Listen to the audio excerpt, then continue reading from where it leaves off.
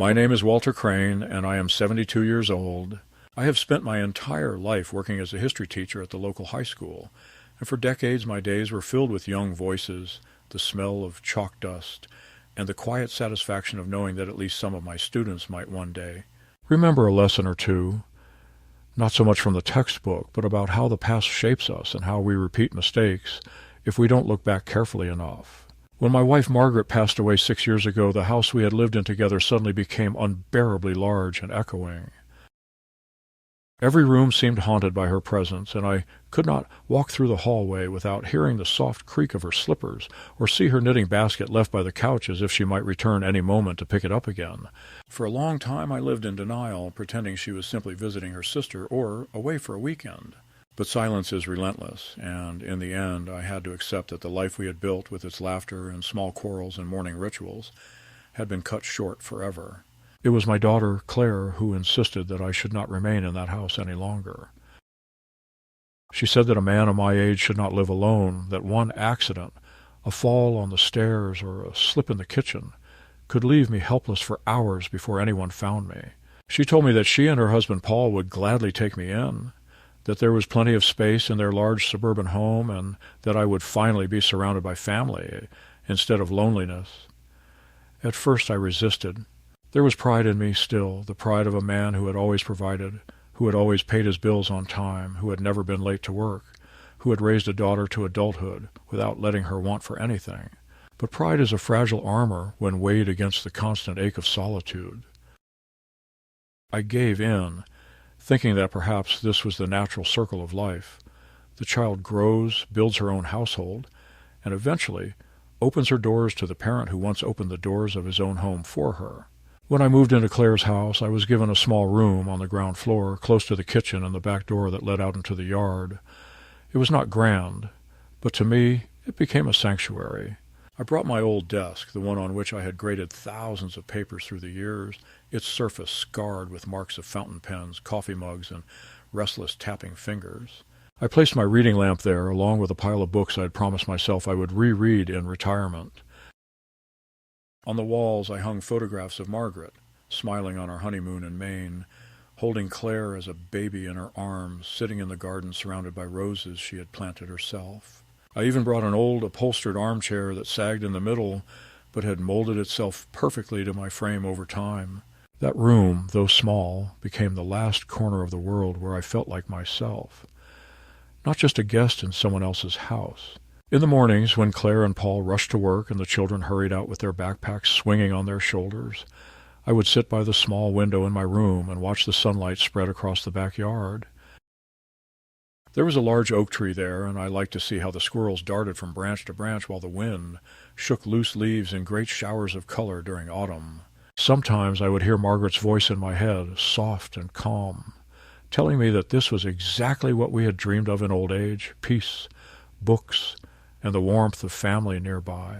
I clung to that thought, convincing myself that despite the inevitable discomfort of being dependent on my daughter, I was fortunate. After all, many men my age spend their final years in anonymous nursing homes, with strangers for caretakers. At least here I could smell the coffee brewing in the mornings, hear the laughter of my grandchildren upstairs, and feel as though life had not entirely cast me aside. Still, beneath that comfort, there was always a subtle unease. I noticed the way Paul sometimes looked at me when I entered the living room without knocking, as though I were intruding on a space that was no longer mine to claim. I noticed how Claire's voice, though affectionate, often carried a tone of mild impatience when I asked for small favors, driving me to the pharmacy, helping me with the online forms I could never quite master. She would smile and say, "Of course, Dad," but her eyes would flicker with the same restlessness I once saw in her as a teenager when she was eager to leave the house and meet friends. I told myself I was imagining it, that my grief had made me too sensitive, that every family has its moments of friction. I tried not to dwell on the little signs that perhaps my presence was less a joy for them than a burden accepted out of duty. To fight these thoughts, I filled my days with small routines. After breakfast, I would read the newspaper from beginning to end, not just the headlines, but every article, even the sports section I barely understood, simply to keep my mind engaged. I wrote long letters by hand, though I rarely sent them, pages of memories, reflections, sometimes addressed to Margaret as if she could still receive them. In the afternoons I would walk slowly around the block with a cane, nodding to neighbors who mostly did not know my name. On good days I took out my harmonica, the one I had played clumsily in my youth, and sat in my armchair trying to coax out tunes that were more breath than music. These were small, fragile attempts to remind myself that I still existed as a person with habits, interests, and a history, not merely as Dad or Grandpa occupying the ground floor room. I told myself that Claire was right, that it was better to live under her roof than to cling stubbornly to an empty house filled with ghosts. I told myself that she loved me in her own brisk way, even if she no longer had the softness her mother once had, and that she was simply busy, juggling work and children and responsibilities that left little room for sentiment. I reminded myself that generations before me had done the same. Old parents folded quietly into the households of their children, grateful for a bed and a roof, asking for nothing more.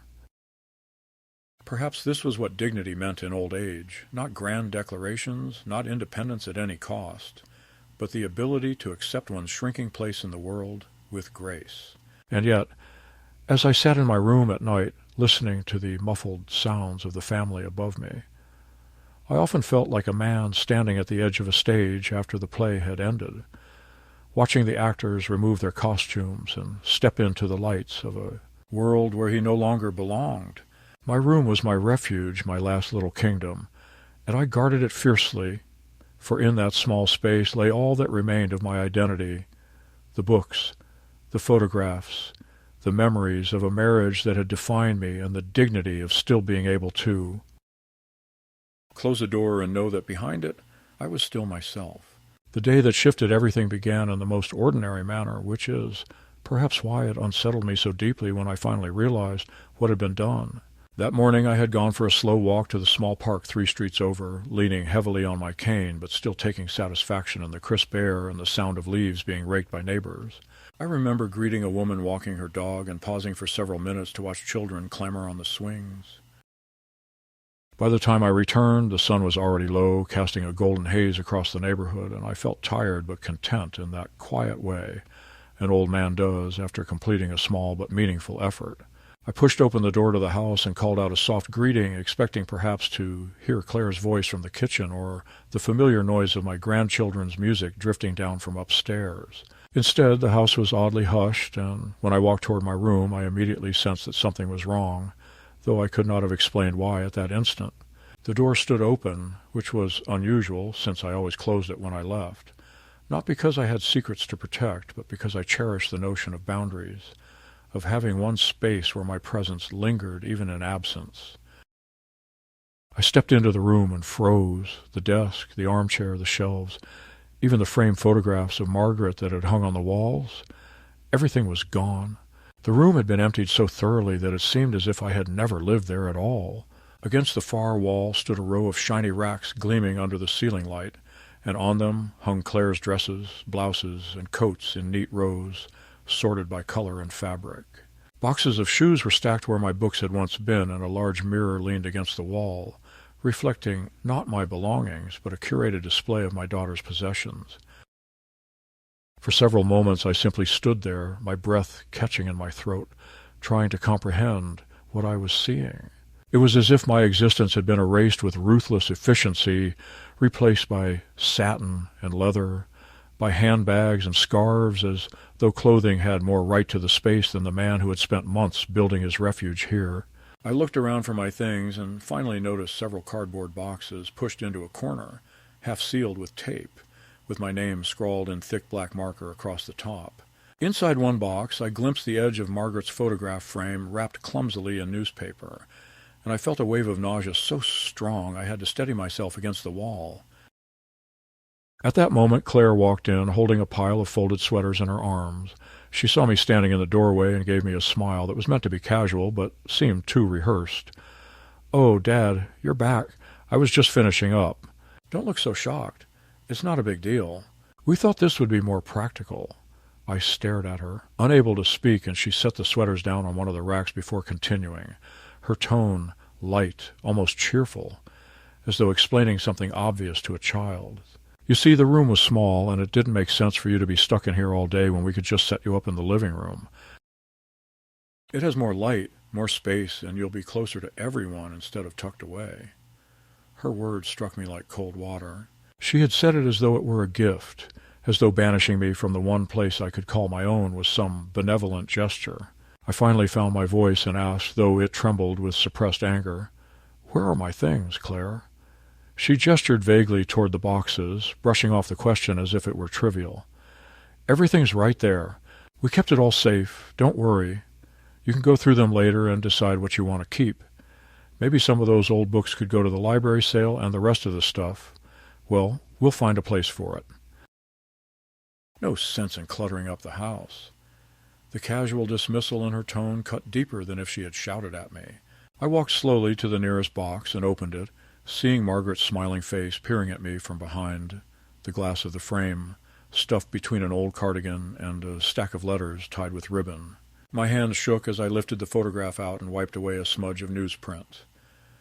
That picture had hung above my desk since the day we moved into our first home, and now it lay crumpled like any other object without meaning. I turned to Claire, my voice low and unsteady. "This was my room. This was where I lived." She sighed, as though my protest were nothing more than stubbornness. "Dad, don't be dramatic. You'll be more comfortable in the living room. We put the couch near the window, and there's even a little table where you can keep your lamp. You'll see, it's nice. And besides, Paul and I really needed the storage space. You know how many clothes and shoes we have, and the closets upstairs are just too small. This works out better for everyone." I wanted to shout, to tell her that my life, my memories, my dignity were not items that could be folded into boxes and pushed aside to make room for handbags. But the words stuck in my throat, and all I managed was a choked whisper, "Better for everyone but me." She tilted her head, giving me that same look she used to give as a teenager when she believed I was being unreasonable. "Don't take it so personally. You still have the whole house. The living room is bigger than this anyway. And think of it.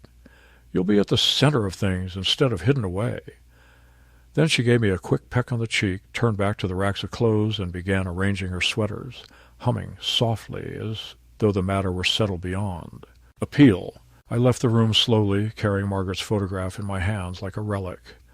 When I reached the living room, I saw what she had meant. The couch had been pulled out into a makeshift bed, with a blanket folded neatly at the end and a small table shoved against the wall. My lamp sat there, along with one of the cardboard boxes, as though this cramped corner in a shared space could serve as my new home. The television dominated the room, and the noise of children's shows already floated from it.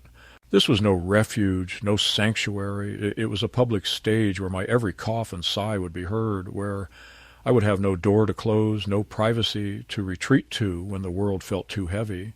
As I stood there, Paul entered, glancing at me briefly before announcing in a tone that brooked no discussion, "This arrangement makes sense, Walter. We needed the extra closet space, and you'll be more comfortable here." "It's easier for you, really." He did not wait for my response, but went to the kitchen to grab a drink, leaving me with the bitter taste of humiliation pressing down on my chest.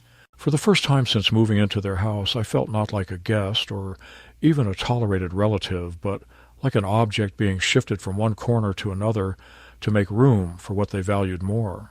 That night, lying on the couch with the glow of the television still flickering in the dark because my grandchildren had left it on upstairs, I held Margaret's photograph to my chest and realized with painful clarity that something had changed forever.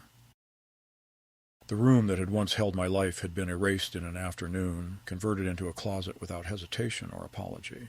My daughter's voice echoed in my ears, "Don't be dramatic, Dad."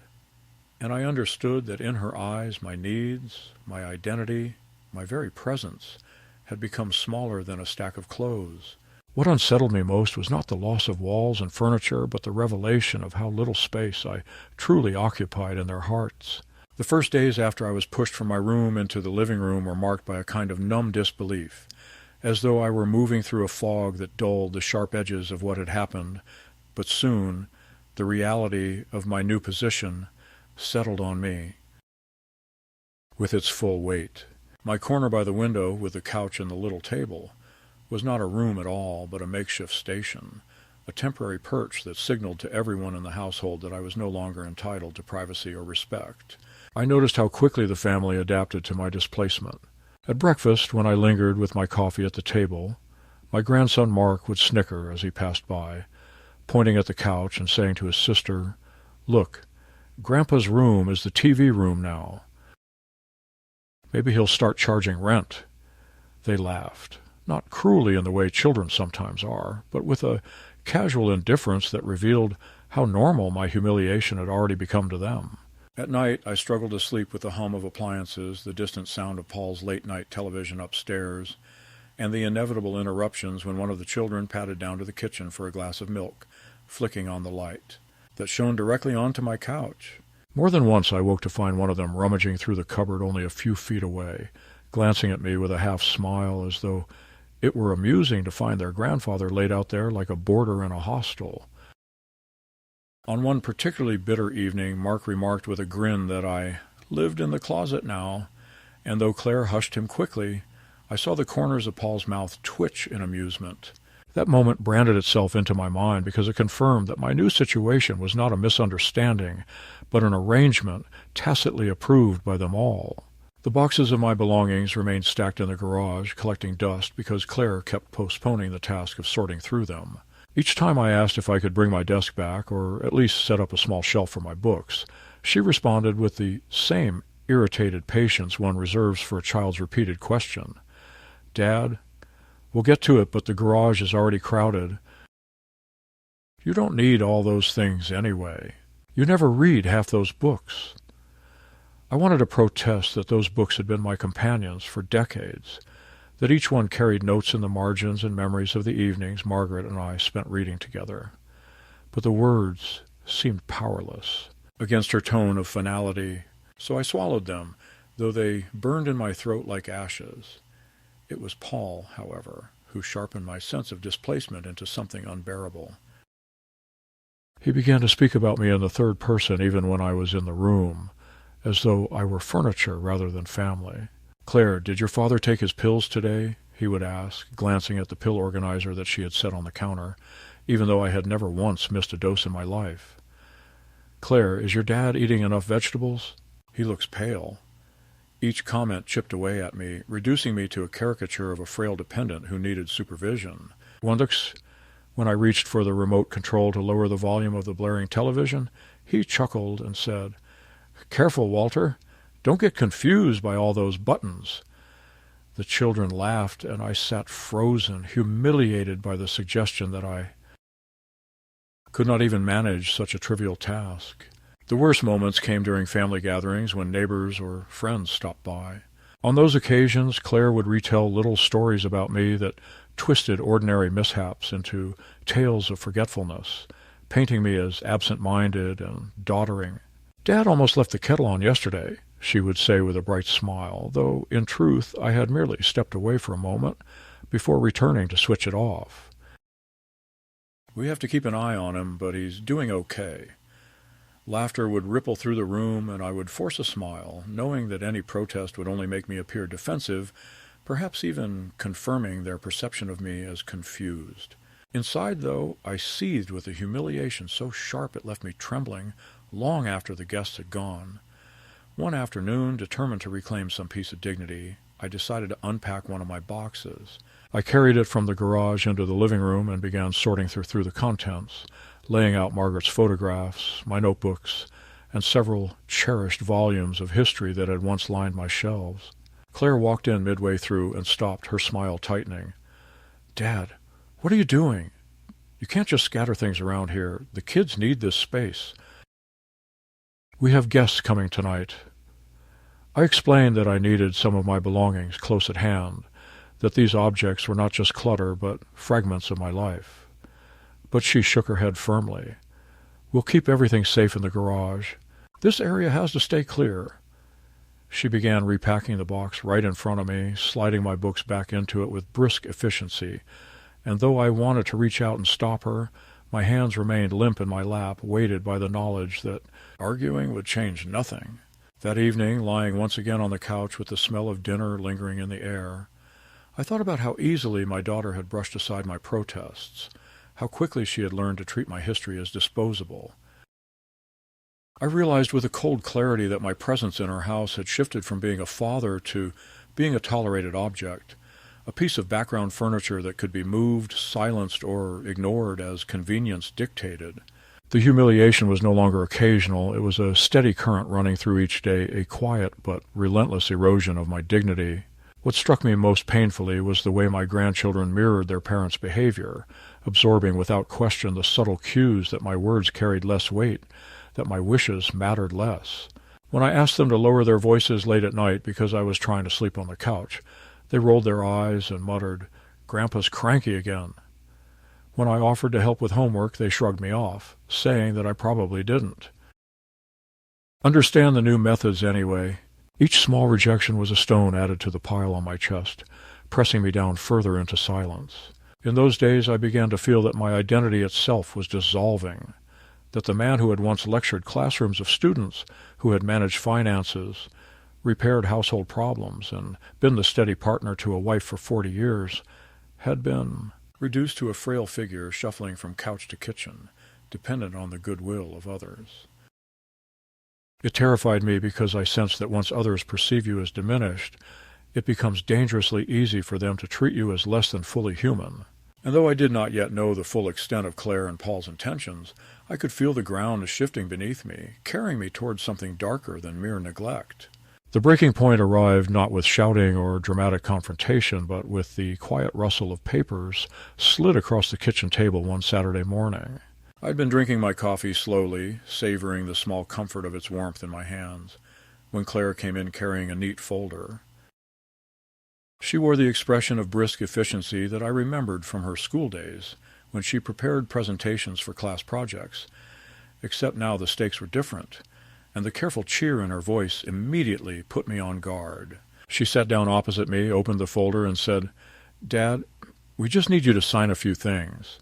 It's nothing complicated, just paperwork that will make it easier for us to manage things for you." I looked at the neatly printed forms she slid across the table, the language of legal offices dense with words that seemed familiar, yet unsettling. Power of attorney, transfer of authority, management of financial assets. For a moment I could not believe what I was seeing. I asked her calmly why she thought I needed someone to manage my affairs. She replied with a mixture of patience and condescension that made my stomach twist. "Dad, you've had a few slip-ups lately. You almost lost your wallet last week, remember? And you get tired so easily. Paul and I just want to make sure everything is safe and secure for you. This way we can pay bills on time, keep track of your insurance, all those little things that can be overwhelming."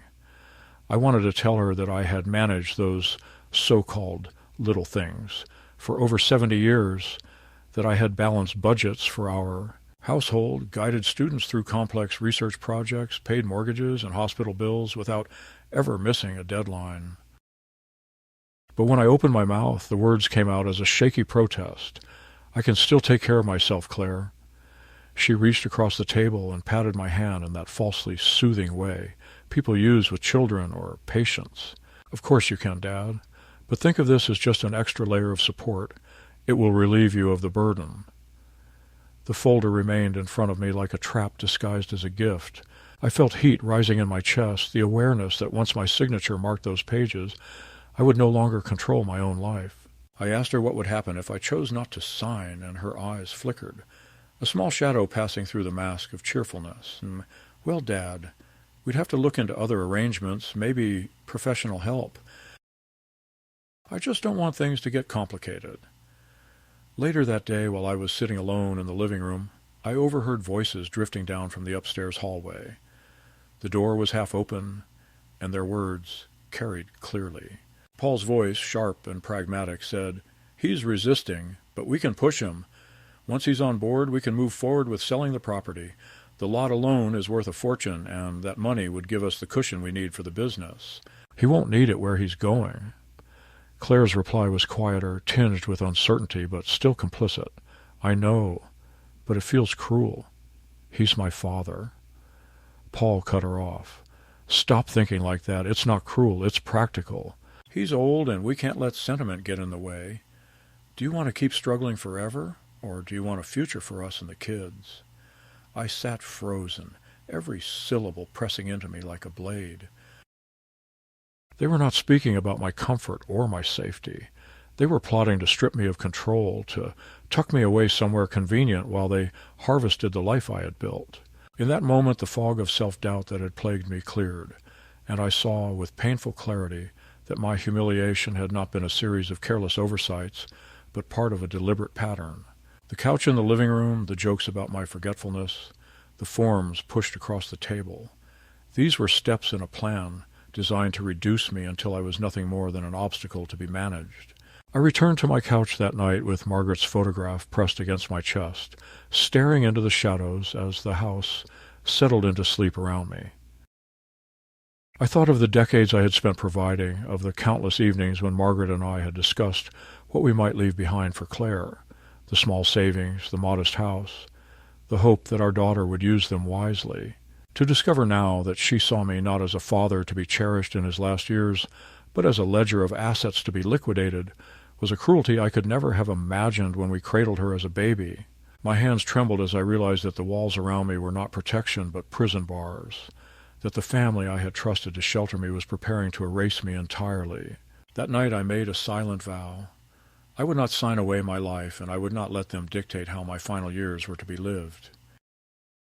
In the days that followed the papers on the kitchen table, the house seemed to tilt on its axis in a way that was imperceptible to anyone not living at my height, which is to say at the level of a couch and a low lamp and a small table where I kept my glasses, and I began to notice how routines were rearranged with gentle firmness until they no longer served me, but instead served a plan I could now feel pulsing beneath the surface of every conversation, because Claire and Paul no longer bothered to hide the impatience that sped through their voices whenever I asked for time to consider things, nor did they disguise the relief that washed across their faces when I said little, and looked down at my hands as if accepting a verdict I had not heard read aloud. Claire started intercepting the mail under the pretext of helping me sort the important from the junk, and in her hands bills and statements disappeared into folders that were never left within my reach, while appointment cards to doctors I had not asked to see appeared mysteriously on the counter alongside notes in her brisk handwriting, reminding me that it's best to be proactive, and I watched as tiny pieces of my independence were collected like buttons from an old coat, tucked into a jar and set on a high shelf. The first real blow landed one afternoon when I found that the pill organizer, which I had kept on a particular corner of the kitchen counter for as long as I had lived there, had been moved into a locked cabinet near the pantry with a key that Claire wore as casually as a charm on her bracelet, and when I asked why, she smiled the way nurses smile in hospital corridors, explaining that the grandchildren might get into it, although they had never shown the slightest interest in my medications, and then she added that she had revised my dosages after consulting with a doctor who turned out to be a friend of Paul's from his gym, a physician who would later take my blood pressure while never meeting my eyes, who would address me as Sir, in the tone one uses for a bothersome customer, and who asked questions that sounded less like medical inquiry and more like a script designed to prod me into small confusions, such as the date of last Thursday or the name of the current governor, things I knew perfectly well until the room filled with the heat of my humiliation, and my mind seized with the fear of performing poorly in front of hostile witnesses. I understood, as I answered with a stammer and watched Paul exchange quick looks with his friend, that what they sought was not my health but a phrase on a form, a phrase that could be quoted later, perhaps in court, perhaps in a bank, perhaps in the office of some administrator at a place with soft chairs and heavy curtains, where people go to disappear. The next blow came wrapped in the tissue of charity when Claire announced that she had donated a few of my old things because the house was cluttered, and because it would do me good, in her words, to travel lighter, and only later did I discover in the hollow quiet of the garage that one of the boxes she had given away contained Margaret's old winter coat with the fur collar, still smelling faintly of her perfume, and beneath it a dress wrapped in blue paper that I recognized even through my shock. The dress she wore on our 40th anniversary when the restaurant band played a slow waltz, and the waiter brought us a cake with candles shaped like numbers, and I stood there among the plastic bins and rakes with the sharp feeling that someone had quietly cut a string that held my life together, because the dress was not merely fabric. It was an archive of warmth and memory, and it was gone, passed into the hands of strangers who would never know how carefully Margaret had folded. And how often I had seen her smile when she opened the box to show it to Claire, telling her stories about that night as if lighting a lantern against forgetting. When I confronted my daughter, she claimed it had been an accident, that she had not realized what was in the box, that perhaps the charity shop still had it if we hurried, and we did hurry, and we did not find it. And Paul, who drove us there with the irritation of a man losing a Saturday to a task he considered beneath him, barked that all of this nonsense proved exactly why decisions should not be left to me, why adult supervision was necessary, and in the silence of the ride home I understood that they believed they had discovered my price, which was grief. The house itself cooperated with the new order, or at least that is how it felt when Claire began installing little control measures that she described as safety features, devices that beeped if the back door was opened, cameras that watched the front entryway and the living room in wide angles she assured me were just for security, and a scheduling board posted on the refrigerator that mapped my week with the tidy discipline of a classroom chart, colored magnets marking walks, meals, appointments, rest, and family time, which sounded generous until I realized it meant that my ability to step into the yard for air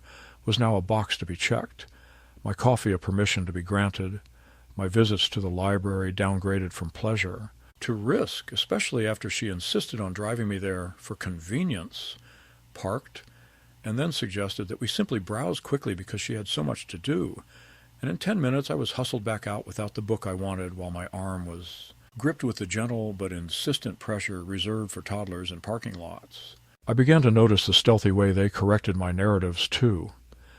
If I mentioned that I intended to call an old colleague to have lunch, Claire would answer that I had already called him last week and he was busy, which confused me because I had no memory of such a call, and later when I found my address book missing and the numbers on my phone mysteriously trimmed, I saw that the isolation I had felt creeping in from the edges was not a symptom of age, but an instrument wielded with mild voices and bright smiles. What revealed their motive with the hard clarity of noonlight was a conversation that was not meant for me, a conversation that bled down the stairwell one evening when they forgot how sound travels in houses built of wood and shared air. Paul spoke first, agitated, providing figures that marched like soldiers. The line of credit on the business was close to its limit. The loan he had secured against their car had a balloon payment. The investor he had bragged about at dinner had not materialized, and the only substantial asset within reach was the parcel of land attached to my name, a small but valuable lot that came with the last piece of property Margaret and I had sold years ago, a detail I had foolishly explained to Claire. When I moved in, thinking a daughter had a right to know the family's modest holdings, Claire, tired and defensive, argued that there must be another way, that perhaps they could consolidate, that perhaps over time at her office would ease the strain.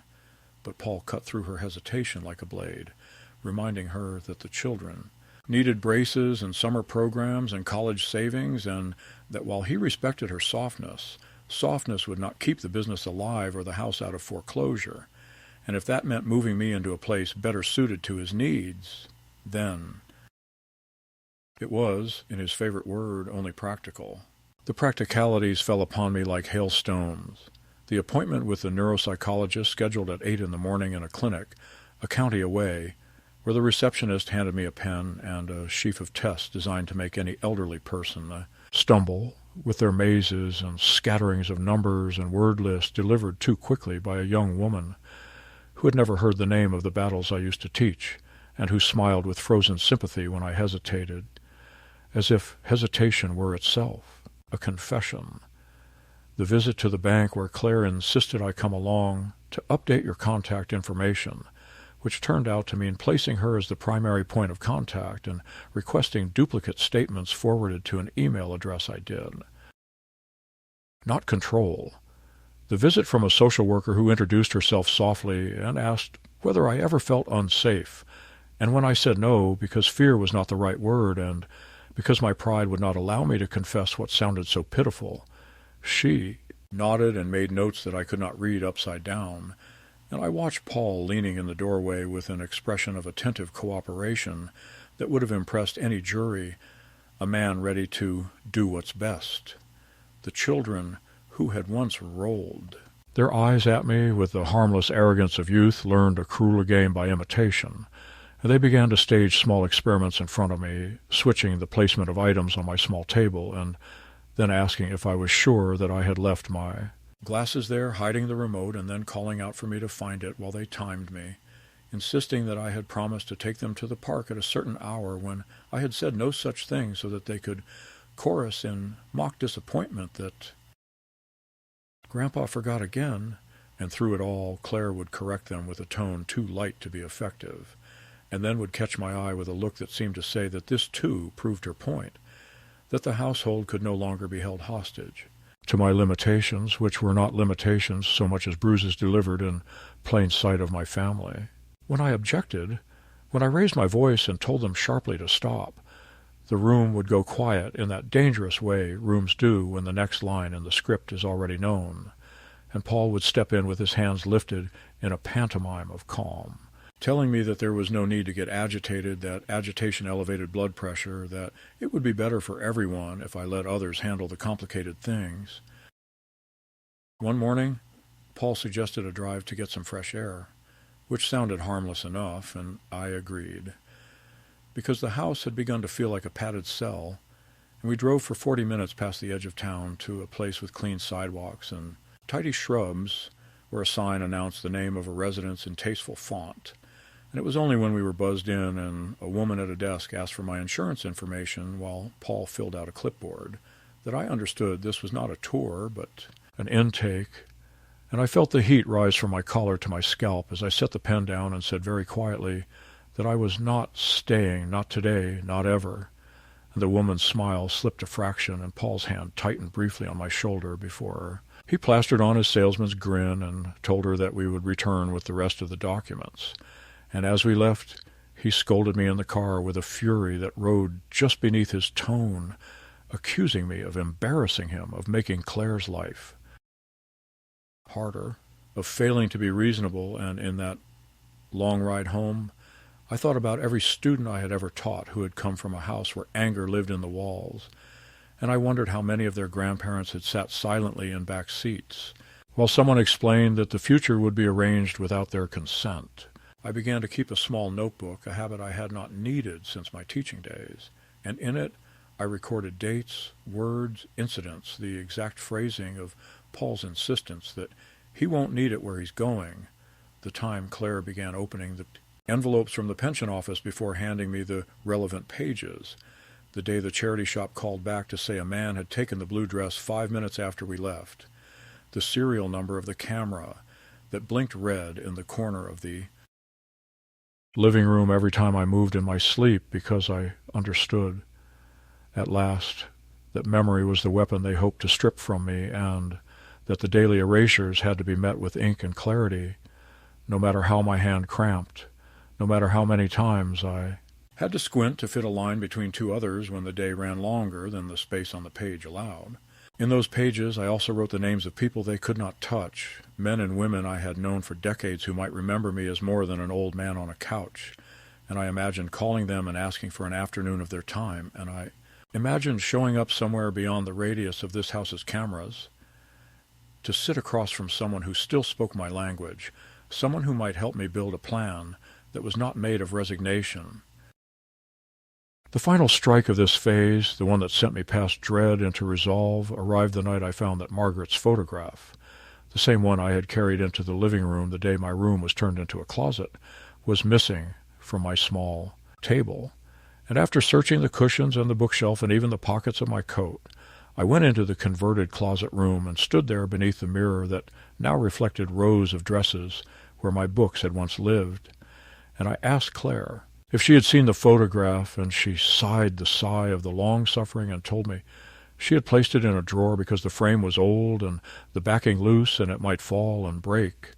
And when I opened the drawer and saw my wife's face, Covered by a plastic bag filled with scarves, I felt something in me snap with a quiet that startled me. Because I did not shout, I did not weep, I simply lifted the photograph and wiped away the faint imprint the plastic had left on the glass, and I said in a level voice that carried down the hall like a bell that I would not be signing any papers, not now, not later, not ever, and that I would be arranging my own affairs from this point forward, and Claire laughed in disbelief before she realized I was not employing the pleading tone she had trained me to use, and in that moment of pause I recognized the small but vital leverage one gains when he stops asking permission to be himself. That night I did not sleep much, not because the house was loud or the couch uncomfortable, but because for the first time in months my mind ran not in circles of what-ifs, but in lines that led outward, and I thought about the quiet dignity with which Margaret faced every hard year, the way she had taught students to read difficult texts by tracing a path with her finger, and saying that there is always a sentence that unlocks the paragraph if you look long enough. And I asked myself what sentence would unlock this house, and I realized that it would begin with a call placed in the morning from a phone that was not mine, to a number that had not been trimmed from memory, and it would continue with a meeting in an office where the smell of leather and paper still meant something real, and then it would end with my name where it belonged, not beneath anyone else's signature, but beside it as an equal, and perhaps even above it. And in that long insomniac dawn I understood that the second escalation was not merely theirs, that it could be mine too, and that the next move would not be a protest or a plea, but an action, deliberate and quiet, the kind of action that closes one future and opens another. I had reached a point where silence was no longer an option, because silence had already cost me too much. My room, my dignity, my memories, and nearly my identity itself. The night I decided to act, I sat with the notebook I had been keeping, its pages filled with the words and dates and phrases that proved my mind was not failing, but alert, and I reread every entry like a soldier inspecting his ammunition before a final stand.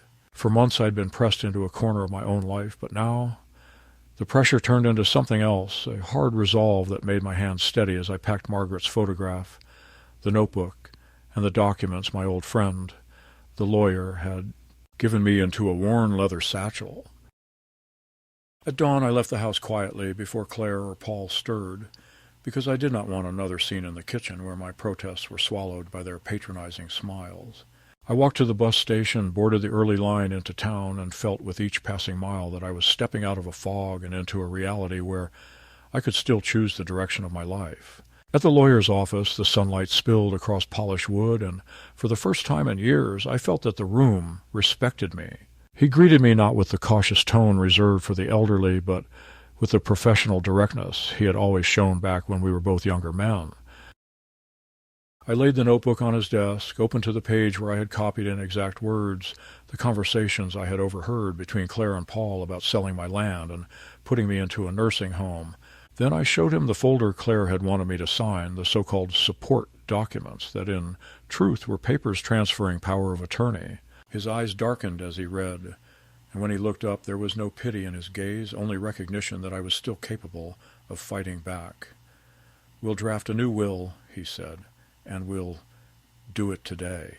They believe they hold the future in their hands, but that future belongs to you alone." By the time I left his office, the course of my life had been altered with the stroke of a pen. The will now transferred everything, my land, my accounts, the remainder of my possessions, not to Claire, but to a scholarship fund in Margaret's name at the college where I had once taught. Students with nothing, as we had once had nothing, would build their lives with the resources my daughter had tried to seize. To Claire I left $1, and beside that line I signed my name with a steady hand, as though it were not just ink, but a verdict. I returned home with a calmness that surprised me. They thought they were leading me toward a cage, but in truth I had already walked out of it, and now I only had to wait for the moment when they would realize the door had shut on them instead. That moment came sooner than I expected. One evening, after dinner, Claire brought out the folder again, this time with Paul standing behind her, his arms folded, his presence intended as reinforcement. She smiled the smile that had grown more brittle with each passing week. "Dad, we need you to sign these tonight. It's for your own good. We can't keep putting this off." I looked at the folder, then at the two of them, and felt a strange pity. They were so certain of victory, so blind to the fact that the ground beneath their feet had already shifted. Instead of answering, I stood and fetched my satchel. I placed Margaret's photograph on the table first, letting the silence hang, and then I laid down the sealed copy of my new will. "You've already taken my room, my books, my privacy," I said slowly, "but you will not take the rest of my life. You wanted my future, but I have already closed that door to you." Their expressions faltered, confusion giving way to unease as I continued. "Every account, every piece of land, every decision you thought would fall into your hands is gone. I gave it to people who will honor it, not exploit it. And you, Claire, my only daughter, will inherit nothing but $1 and the memory of what you have done." The color drained from her face as Paul stepped forward, sputtering with anger, calling me foolish, ungrateful, senile. But the words no longer struck me as they once had. They fell harmless, because I had reclaimed the one thing they could not touch, my authority over my own life. I held up the notebook, page after page of dates and phrases in my careful hand. "This," I said, "is the record of your lies, your manipulations, your plan to erase me. If you try to contest what I have done, this will become public record, and so will your shame." Paul's jaw worked, but no words came. Claire sank into a chair, her hands shaking, whispering, "You can't do this." But I had already done it. I walked back to the couch that had been my cell and sat down with Margaret's photograph in my lap, not as a prisoner, but as a man who had chosen his final battlefield and won. For the first time since she died, I felt I had honored her memory properly, not by clinging to the scraps of space they allowed me, but by standing up for the dignity she had always believed I possessed. My daughter's future, the one she had planned to build on my erasure, was closed by my hand. The days after my declaration settled over the house like an unexpected frost, silencing the usual bustle, muting the tones of conversation, and forcing everyone to move as though careful not to shatter the fragile surface of something new. Claire avoided me, her footsteps retreating whenever I entered a room, her voice reduced to clipped phrases about dinner times or errands, no longer laced with the false brightness she once used to disguise her intentions. Paul tried bluster, muttering about legal challenges, about foolish decisions, about how no court would honor the changes I had made, but his words were more for his own reassurance than for my intimidation, and I watched the fire drain from him each time I merely looked at the notebook on my table or the envelope from the lawyer bearing the embossed seal that confirmed the reality they could not undo. Even the children who had once laughed at my expense sensed the shift. Their mockery stopped, replaced by uneasy glances as if they had discovered that the old man on the couch was not quite as powerless as they had believed. For myself, I felt a strange mixture of sorrow and release, as though I had buried not just Margaret long ago, but now the last illusions I had about the family I once thought would cradle me in my decline. I grieved the daughter I remembered, the small girl who once clung to my hand as we crossed streets, who ran to me with scraped knees and whispered fears, the young woman who smiled proudly when she graduated, believing her parents' sacrifices were gifts she would treasure forever. That daughter no longer lived in this house, or perhaps she had been consumed by years of compromises, by the sharp edge of Paul's ambitions, by the weight of debts and disappointments that reshaped her into someone who measured her father, not by love but by ledger. It would have been easier to hate her, but hatred requires fire, and what I felt now was a cool acceptance, like water closing over a stone that would remain buried but unbroken beneath the current. In the weeks that followed, I began to reclaim small rituals that steadied me. I read again at my own pace, not worrying whether the books cluttered the table. I wrote longer entries in my notebook, no longer only a record of offenses, but reflections on what it means to hold on to dignity when those closest to you try to strip it away. Sometimes I walked to the park and sat watching the children of strangers play, and in their laughter I found a bittersweet comfort, proof that innocence still existed somewhere, even if it had fled my own household. I even took my harmonica once more into my hands, breathing out clumsy notes that wavered yet held a purity of sound. and for a moment I felt Margaret beside me, reminding me that endurance itself can be music. Claire has not forgiven me, though in truth there is nothing for me to forgive. Our conversations are thin, stretched taut like wires that could snap at any word, and I know that the bond between us may never mend, but I have stopped longing for reconciliation. Instead, I have accepted that my final years will not be measured by her approval, but by the peace I carve out for myself within the boundaries of my own will. I have secured that will not just on paper but within my heart, where no signature can be erased. She may resent me, she may weep in frustration at what she has lost, she may curse me in her thoughts. But one day, when I am gone, she will stand before the executor of my estate and hear the truth of what her choices cost her. And in that moment, perhaps she will understand, or perhaps she will not. Either way, justice will have been done. I sometimes imagine the students who will benefit from Margaret's scholarship, faces I will never know, young people who may sit in libraries late at night with stacks of books, whispering prayers of gratitude to a benefactor whose name they cannot picture. That thought consoles me. It means my life's work will continue not as an inheritance devoured by greed, but as a seed planted in soil beyond the reach of betrayal.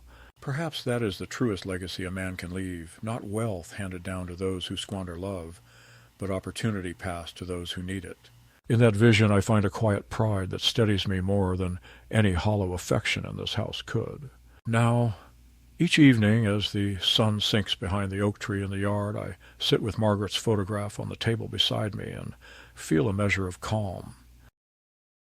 I speak to her sometimes in whispers, telling her that I did not falter, that I kept faith with the dignity we built together, that though the circle of family closed against me, I broke it open and let the light fall elsewhere.